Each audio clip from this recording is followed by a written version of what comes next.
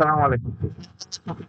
3 থেকে 10 এখানে তো 8টা ক্লাস। সো একই ধরনের জিনিস দিলে ক্লাসগুলা 2-3টা ক্লাসের পর বোরিং হইতে পারে।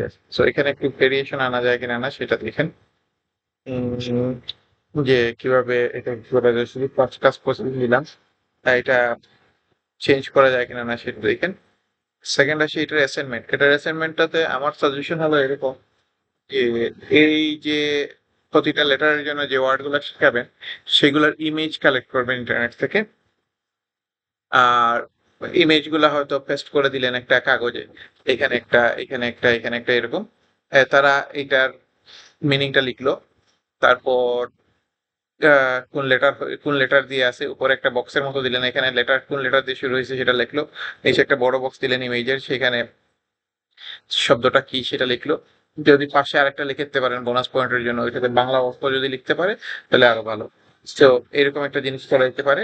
আবার আরেকটা জিনিস করা যেতে পারে, দুইটা শিট দিলেন, একটাতে শুধু ওয়ার্ডস থাকলো।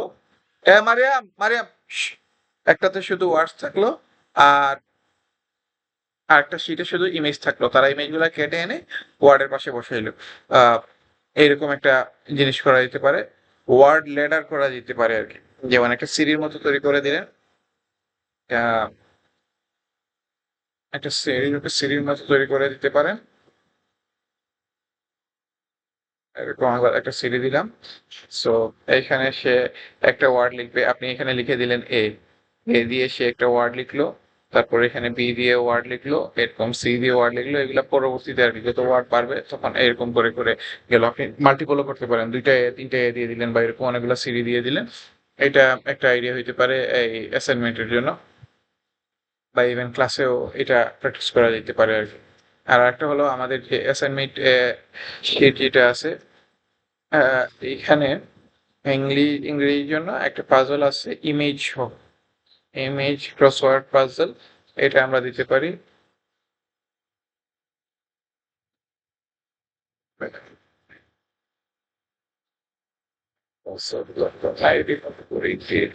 সো এরকম ইমেজ দিয়ে দিলেন, তারা এটা পাজল করলো, এটাকে আমরা অফিসিয়ালি অ্যাসাইনমেন্টে ঢুকাইতে পারি চাইলে। সো এটা এটা ভার্টিক্যাল হরিজন্টাল দুইটা করতে পারেন, মিক্সডও করতে পারেন।